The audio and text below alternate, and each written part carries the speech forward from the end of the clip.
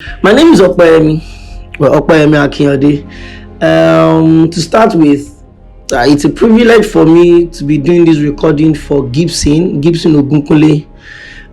Is one kid that I watched grow, and I've always loved his commitment, his zeal to want to learn, to want to become a better person. So it's a privilege for me to be doing this. Okay.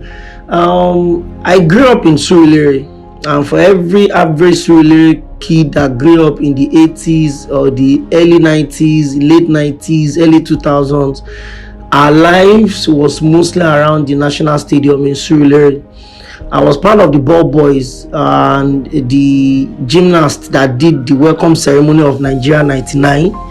And so I've always wanted to have a lot to do with sports. Unfortunately, I've never had interest of being a professional footballer. Yeah, I played ball, just regular street football, one or two, grassroots clubs growing up. But I've always wanted to, look at the broadcast side of sports. I remember growing up and listening to the likes of, Shegun Degbami, as a sport analyst, and every single time I get the opportunity to listen to him and listen to commentaries, and funny enough, I also started listening to the likes of world famous Jerry Udo as far back as the mid 2000s, and he's always been someone that makes me want to get better. A lot of these guys. So I picked up this interest as a sport journalist at a very young age.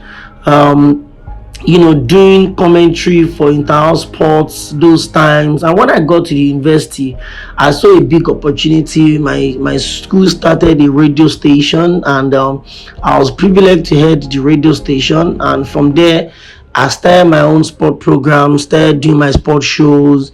We started getting better. We started downloading and watching sport commentaries, commentators, analysts. And from then on, I just always tried to get better. Of course, the challenges would always be there.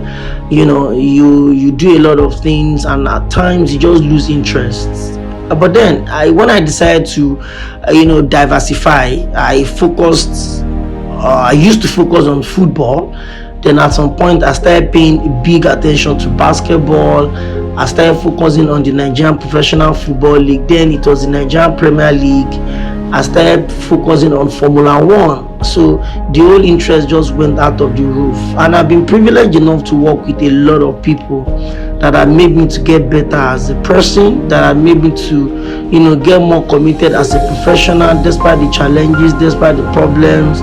And that's just been it for me. It's about consistency, it's about commitment, it's about you not giving up. I mean, there are times where you are broke, you cannot even afford your basic. There are times where everything just gets so empty, so boring for you, but you have to keep going. You have to keep going. I read a lot, and I also talk a lot. So I listen to people when they talk. I also, try to improve on myself. I think my little advice to the young sports journalists, depending on what part of it you want to face, if it is football, players management, if it is analysis, if it is football you want to play, everything you want to do in life requires commitment.